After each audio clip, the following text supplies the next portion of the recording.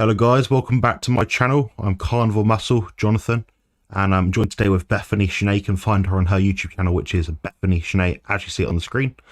Very easy to get hold of her, which will also be linked in the show notes below. If you're streaming from or viewing from her channel as well, check out my channel. It's a cross collaboration attempt we're going to do today. Please appreciate we're a bit lacking time because Bethany is on her lunch break, so we can't be here for ages. So if you have any questions directed to us, ask them promptly in the chat. Be able to get to them as soon as possible. Other than that, I just want to introduce Bethany to my channel. Hold on tight, enjoy the ride. No swear words, or not too many swear words. And I'm going to go through the plan that I've got Bethany on. We address her plans, her goals a little bit, and just see what we can do to help her with her fat loss. Do you have anything to say at the start, Beth? Hi, I am super nervous to be here. This is my first live stream. I'm really excited about the collaboration and to see what results I get. I know I'm already getting pretty good results, so I'm excited for the nerves to chill out in a few seconds. Yeah, I'll go away quickly. Honestly, once you've done about 5 of these, it's like second nature. I've done about 160 live streams in total in my channel and other channels, so I'm very used to it, and I don't get any better at it. I'm just awkward, and the best thing to do is just run with it. Don't try and be someone you're not, is my advice. Definitely not. Anyway, so we're going to go through Bethany's plan now. So I won't reveal anything that's confidential to her unless she decides to bring it up. Other than, of course, her goals and objectives and what we're going to do from there. So I'm just going to share that on the screen so people that are watching this can see. So this is effectively Bethany's plan. Hopefully you can see it, make it as big as possible. So this is just like an intro that I put in here. Please be aware that Bethany is neurodivergent, so I didn't want to overload her with information with paragraphs and paragraphs of text. That's pretty much meaningless. Give her a plan. What does she need to do? How does she need to do it? Simple. So this isn't reflective of what a plan is usually like for my clients, but please appreciate that it's got enough detail to get her started, and as we progress through her coaching experience, we can adjust things here and there. And you might be surprised, very little adjustments are actually ever needed. These are some simple lifestyle hacks that I recommend. So 10 minutes outside upon sunrise, lunchtime, and before bed, which means no screens, no music at all. No water with meals. I find that some people with any kind of binge eating or emotional eating tendencies tend to try and fill themselves up water to have a big meal, add extra stuff to it, loads of salt, loads of water, swell the guts out, and they never get into true satiety signaling because they're just having too much in their gut at one point. No alcohol, obviously. I'd prefer her to drink sugar-free Coca-Cola or diet lemonade, whatever it is. Right now, these are small little pebbles, but it'll make a big difference in the long run. And also she's got 30 to 60 minutes of dog walking 5 times a week. So even if it's half an hour in a week and it's a busy day, she can still do it. And she can take a day off, here or there twice a week. So it's very achievable. It gives her a broad range of things you can do. I'll probably suggest at the start just to do the lower amount, and over time you can increase it a little bit, like 5 minutes each day perhaps. But it's up to her what she wants to do, how she feels, how motivated she is in the day, how her joints feel as well, because she does experience some joint pain. Now I've made a very rudimentary diet plan for her, which is absurdly simple, but the thing is, when you're on a carnivore diet, there's about 4, maybe 5 things that people eat typically in a day, which is what I notice across people that get the most benefit and success in the carnivore diet. So I've stuck to pretty much that. So she's got beef, eggs, butter. Also some little notes here, she can swap some of the foods out, so for different kind of fish, different piece of chicken if she likes it, because I know that was in her sort of plan beforehand. The idea is she has just a nice little mix so she can swap out things here and there. The macronutrient values are pretty much the same, if not similar, so I'm happy for her to have all beef for a week, or some beef, some chicken, some sardines, some salmon, some beef. Whatever combination she likes, just as long as she fits it within the context of these measured amounts. The raw weights are used because a raw weight is a better way to manage and measure what you're currently taking in. If you cook it, some people burn their food to death and end up reducing the moisture content of the food by about 30%, which means she could be getting less food than what she's thinking. So I want the food to be measured raw, as she has been doing. So she did a really good day of eating video, or vlog sort of video. I think it was yesterday or the day before, where she went through her whole day of eating, some little hacks she's actually used to separate the meat portions so she knows how much she needs to eat. The simple, goes in the freezer, goes in the fridge, takes it out, cooks it, done. Super simple. Then she can, of course, move meals around a little bit. She can change things around to suit her. I've just kept the main basis of the diet meat mostly. I've put in more eggs at the start of the diet for breakfast because it's probably a bit easier to cook. Not everyone wants to eat 9 ounces of meat first thing in the morning. Some people do, some people don't. That's how we progress along with good feedback. I can work out, okay, she prefers this on this day or this sort of thing, so we can adjust things from there. The idea is if she can get in this amount of food in a day, maintain it for a couple of weeks, we'll know what a baseline level is. She's already dropped a couple of pounds from inflammation, a bit of excess water weight. She's doing really well already. She has experienced a lot of hunger over the last 2 days, so we've actually added 1 egg to one of the meals, which is, it sounds a bit absurd, you know, 1 egg, but the thing is, 1 egg was probably contributing to about, I'd estimate, 5% of her daily nutrient intake. So if I was to say have 2 eggs, then her diet intake has increased by 10%, which means the diet is way different to what it used to be. So that's a bit too much to sort of say add 2 eggs at this point, really. But anyway, you can always adjust as time goes on. Supplements, I just say forget about them. You don't need them. They're not that useful. Some are pretty useful, but at the moment we're not having any issues. She has been on and off the carnivore diet before. She does get great success with it, so I see no reason to add that change to it. Add to expenses, add to a budget, which is a real pain in the backside, guys, when you're trying to save some money. Go about doing this on a carnivorous way of eating. So keep it really simple. But everything we've mentioned so far is subject to change. The next bit is the training element. She wants to work a lot of her thighs and glutes and keep her figure of 8 shape, as a lot of women do, which is absolutely great. Brilliant, can't blame her, you know, nothing wrong with that. So we've got 2 workouts. Now I've given her slightly different workouts each time. They are quite similar. Very little changes between them. The main change is just one is chest focused and one is shoulder focused. And also changed out the back exercises. It's not a priority for her, but at least it gives her a little bit of variation between her workouts.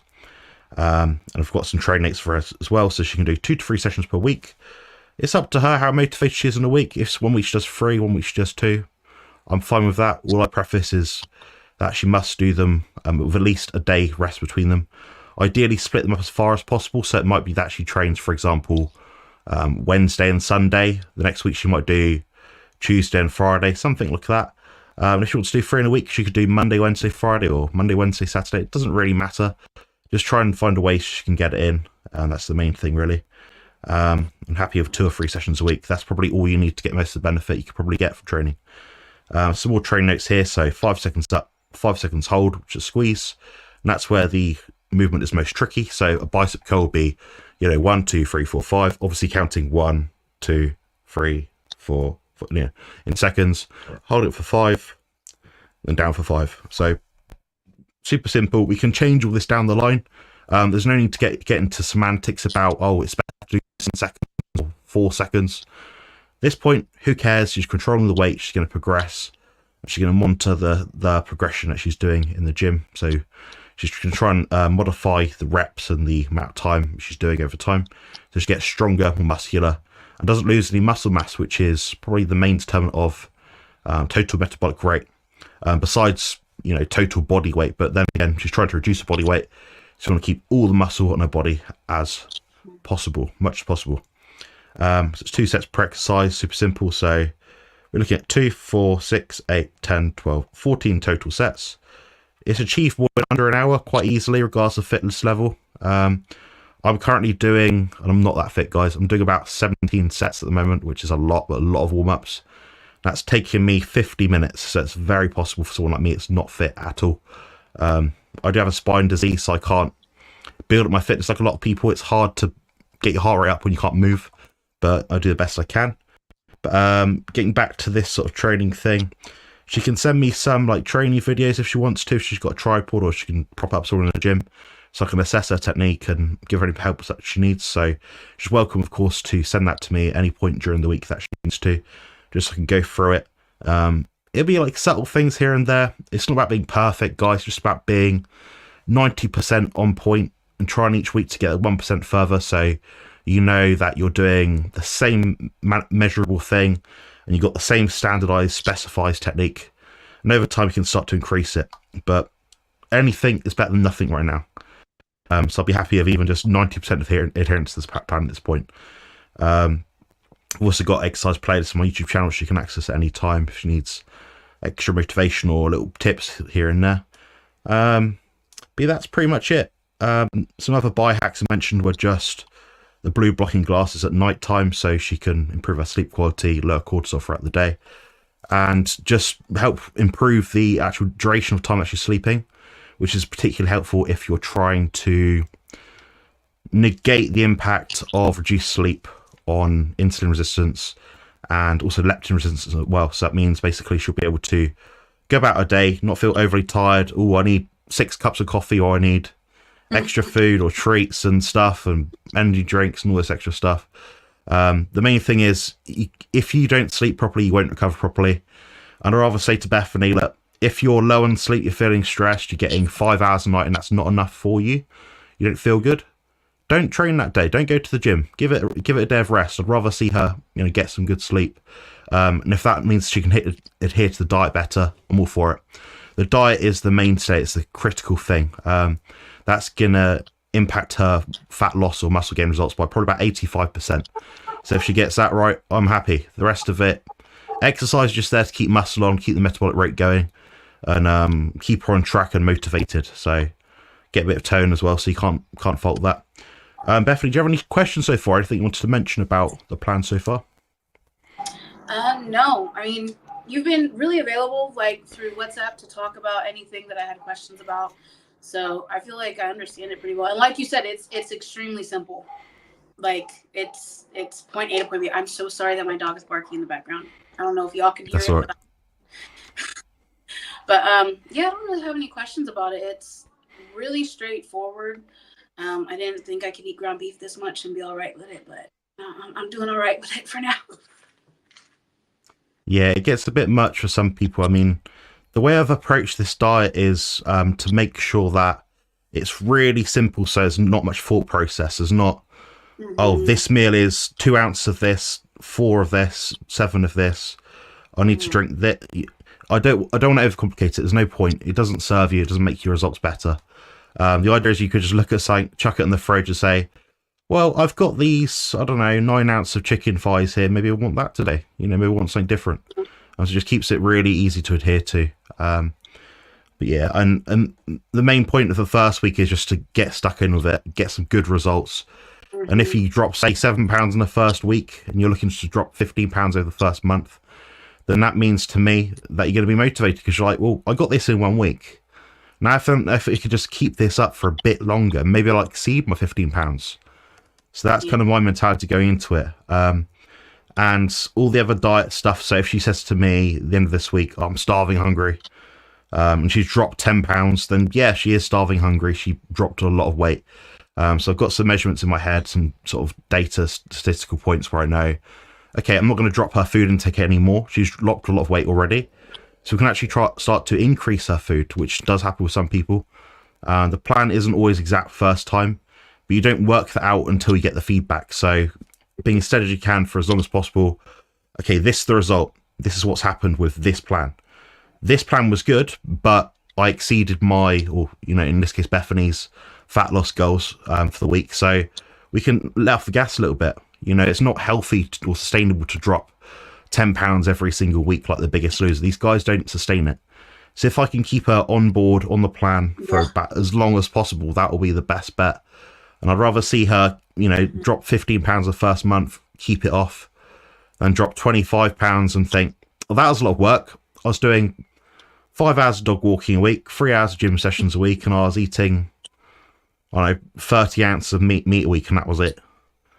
It's not going to be much fun, so it has to be so sustainable. Obviously, my background in bodybuilding probably exemplifies that, because I've been on the same diet, give or take, in terms of macronutrient intake, for about 3 months now. And I've dropped 12 kilos, so about 26 pounds, and I wasn't fat to begin with. So it kind of says the diet is important, and if you find the right diet, You just manipulate, like getting good sleep, good recovery, training right, getting a few more steps in each day. You'll get there eventually. You don't have to force these things, guys. If you're getting results doing what you're doing already, don't need to change it. There's no need to change something that isn't broken. Yeah. If it ain't broke, don't fix it. Exactly. I'm just going to go through the chat now and bring some comments up from viewers. So we've got Rick who's joining. Thank you for joining. And we've got Jessica's Journey. I think that's a member of your channel. Thank you for joining. This is one of my other coaching clients, Zbigniew. I've been working with him for about, I want to say about 16 months at this point. He's got a mad physique for a 49-year-old. Honestly, serious physique. Congratulations. We've got Pap Master, I think one of your subscribers.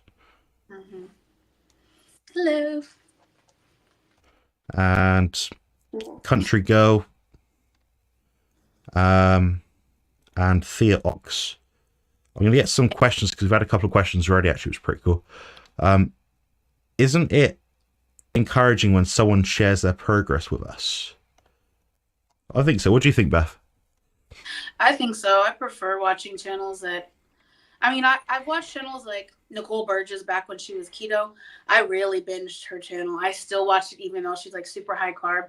And she's really successful. She's like really disciplined. But I realized like following someone that's has a discipline level that I've never had doesn't always help me. It motivates me to get started, but it doesn't keep me going through the mess ups. It makes me find myself comparing myself to the borderline perfect appearing person. So I like channels where they fall off and they come back and, you know, they're honest about, I messed up, you know, because it's the truth. And it's like, okay, you know what, you messed up, I did too. We can get through this. You got back on the horse today, I'm gonna get right back on it too. Yeah, I sometimes wonder if I'd have more subscribers if I messed up more. Be more appealing than to sort of see, oh, this guy ate way too much food this weekend and he's sick. But I don't know. I think it's the autism in me. I just get on with it. I've been through the cycle myself, Bethany. So I've been doing a carnivore diet now for about nearly 4.5 years. And the first year was like, I was probably on it for about 9-10 months, but there's about 3 months of it where I was like, oh, take a week here, just can't be arsed, take a week here. And every time my body absolutely killed me for it. And I'm not someone that's dealing with metabolic disease, diabetes, any of those health markers at all. So for me to come out and sort of say, you know, I messed up is like, yeah, but it doesn't really matter because you're fit and healthy. Well, I did experience massive side effects from eating carbohydrates and loads of plant foods. So, you know, it's quite individual. But we've got a question here about counting calories. What do you think about counting calories? I wouldn't suggest counting calories. I would say put a cap on calories. And like, how to put this? Like the times that I've found myself, there's been a couple of videos where I know I was like, it feels natural, it's easy. You know, I'm not tracking my food, but then I go back and I enter it and it's exactly what my TDEE was supposed to be. Like I naturally fell into eating exactly what my body needed. Up until you get to that point, I would say put a cap on calories. Like you don't want to exceed this amount. Eat to satiety and practice learning the difference between hunger cues and boredom, because I'm a bored eater. I'm an emotional eater. I'm a boredom eater. I'm a distracted eater. I just like to eat. Yeah, I used to be an emotional eater. I'd make myself sick for just eating so much food.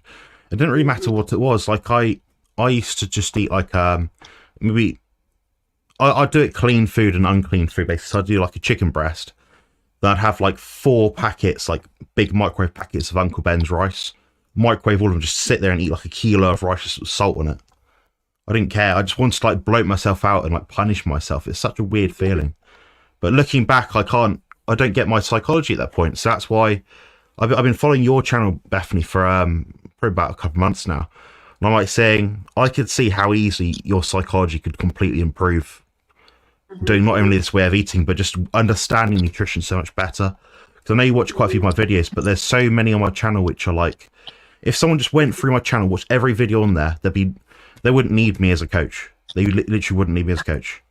It's all on there. It's a massive library. But I just wanted to bring across this playlist. So I've just put this in the chat.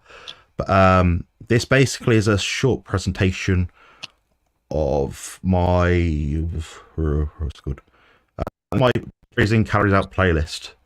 So it's just some of the many videos which basically debunk the calories in, calories out model. Some of them are 3.5 hours long because we had a lot to discuss in that time frame. But some are about 5 minutes long, and you'll see why counting calories doesn't make sense.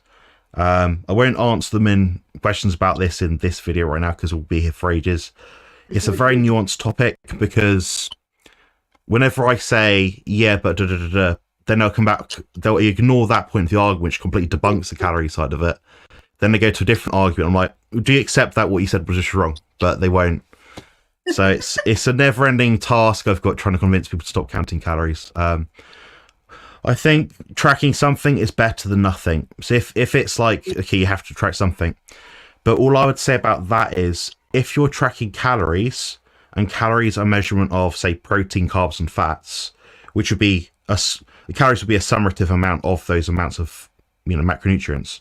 Why doesn't someone just count the macros?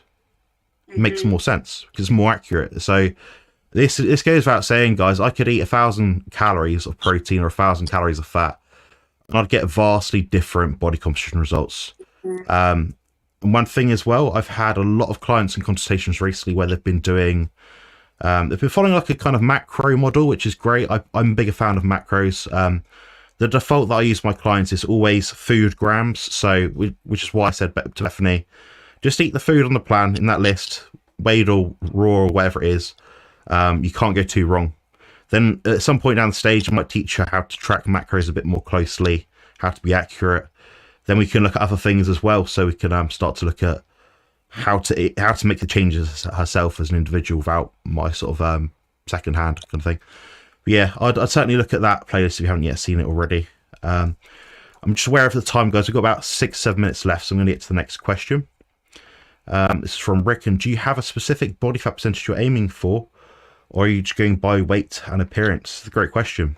Bethany, what's your percentage goal or weight or figure or, Well, when I actually came up with my fat percentage goal, it was based on the BMI on my scale, and that is complete trash. I don't believe in that measurement at all, especially with someone that has genetic dimensions, I'll call it, anatomical dimensions that I have that will always be there, that will change like my fat ratio. Like I can't lose, like I'm top heavy, I can't lose my chest. They're always going to be there, and that fat is going to count towards my BMI if I step on the scale. So when I had chosen a fat percentage before, I realized all that I wanted to be between 18 and 22%. I didn't necessarily want to be athletic, but I wanted to get really close to it. But at this point, I just want to be strong. I want my curves. I always want to have a little bit of a squish on my stomach. I don't want to have my stomach hanging. I don't mind if I jiggle a little bit. And I just want to feel healthy. And I think knowing my height and like the sizes I've been when I've lost weight before, because in 2013, 2012, I lost 120 something pounds, and I got down to a size 14, and I was at 200 pounds. So I'd like to be, if I had to pick like a size, maybe a 4 or a 6, probably a 6. I don't want to be tiny. I've gotten over the dream to be supermodel skinny. That was high school dreams. I'm past that at this point. Yeah. Well, I know one of your goals was your goals are probably more sustainable to do with your health, things like that.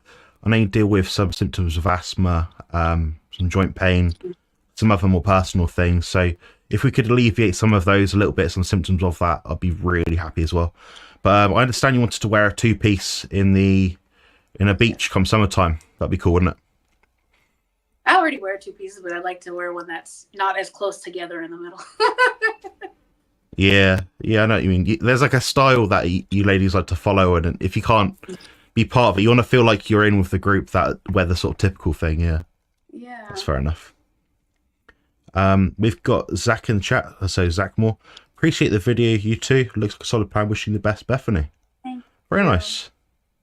Wish I got such lovely comments on my channel. Good luck, Bethany. I'm so Excellent. glad.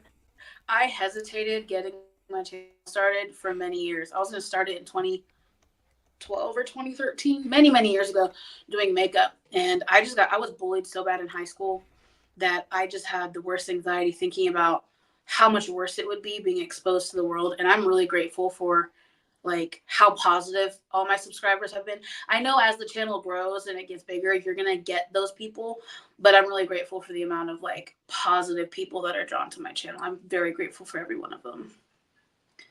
Yeah, I'm a miserable, paradoxical arsehole, Bethany, so I'm not privy to nice comments, but the nice comments I do get are from the same people every time, so I can rely on them. So people like in the chat, Rick, Spigadev,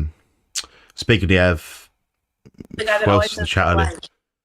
All the same people that like appreciate my work, which I find very pleasant to know you've got friends on the other side of the planet. Some guys from Australia, you know, I chat with them a little bit, so it's really cool. Yeah, I'm happy just to get any kind of positive reinforcement. Yeah. So Charles said the plan looks fairly high in protein relative to fat. Do you tend to prefer this approach for fat loss clients? Well, I've done something very irresponsible, and that's a really good question. I should have prefaced this whole video with, this plan is not for anyone else. It's specifically for Bethany, based on her stage, in current progression, what she's doing right now.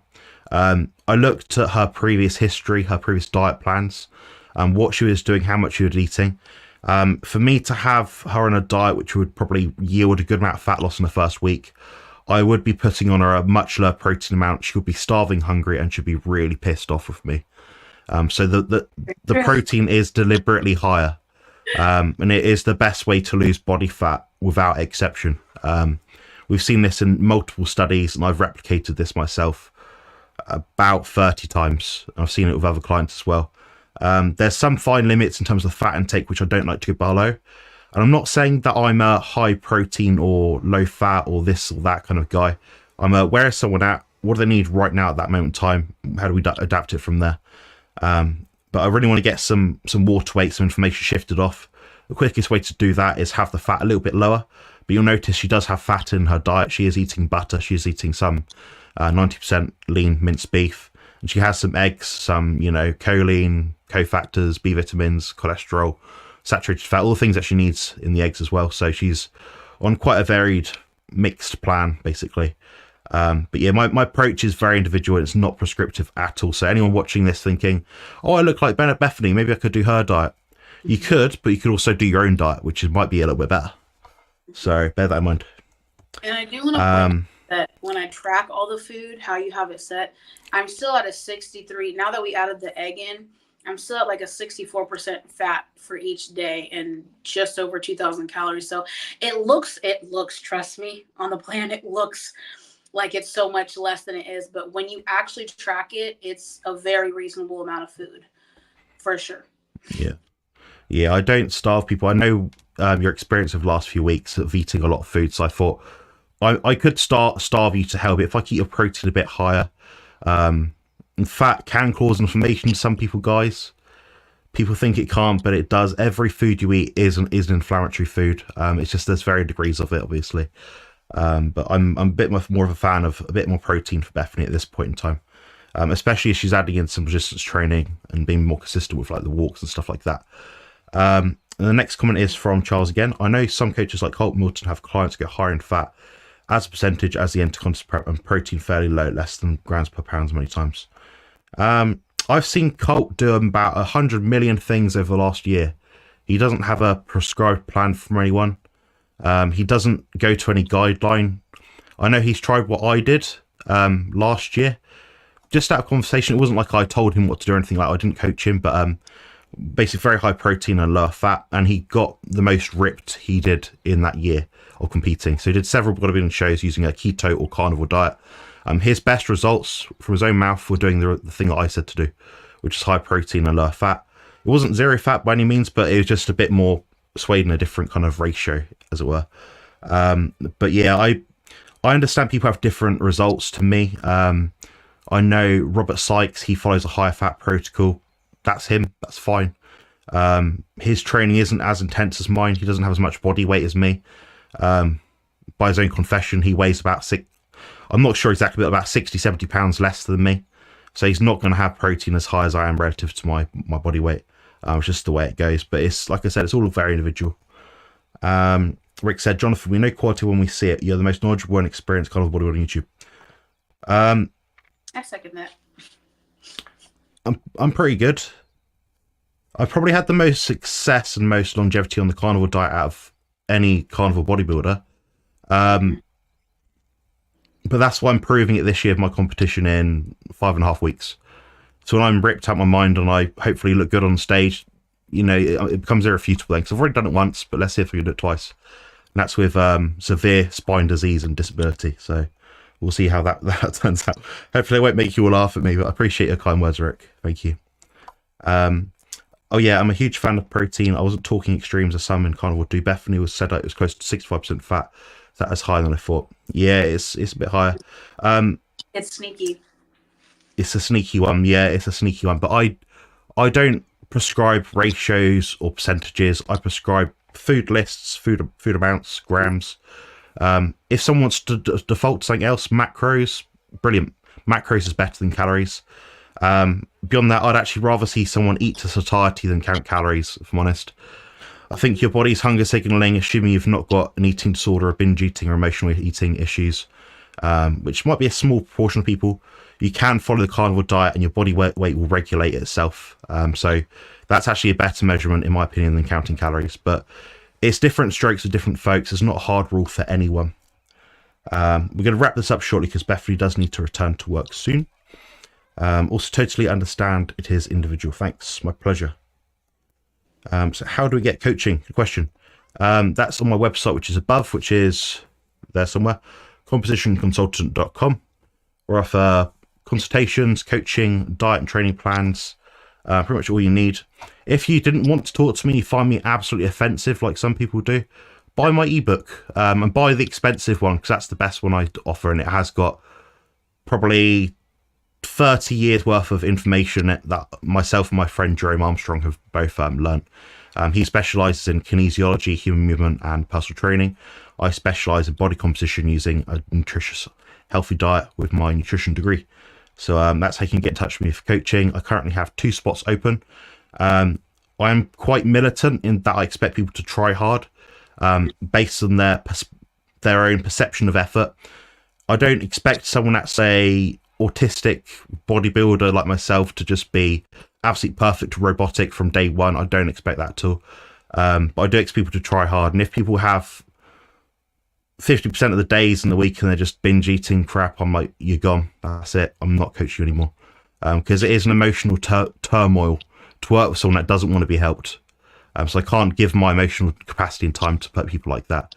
But if someone's conscious of like making the effort, owning their mistakes and being accountable and trying to find ways to progress forward, then I'm all for it, and I work with anyone. I don't just work with bodybuilders. As you can see, I work with Bethany.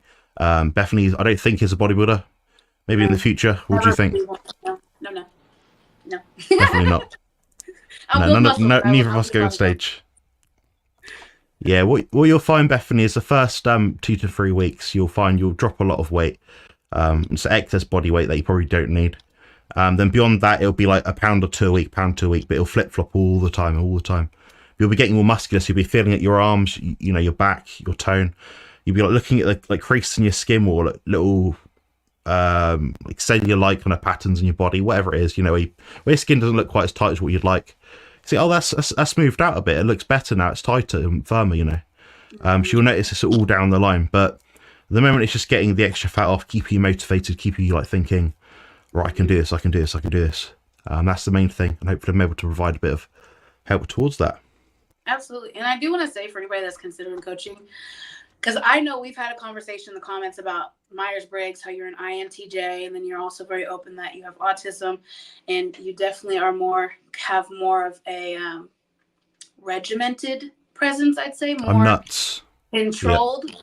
But I will say in the communications I've had with him, especially with questions or hey, I ate this. I added this on today. Or like today I asked if we can add an egg, if that would be okay. I asked for 2 meals and he said one. And I was like, actually, that makes more sense. I agree. Because obviously he knows more than me.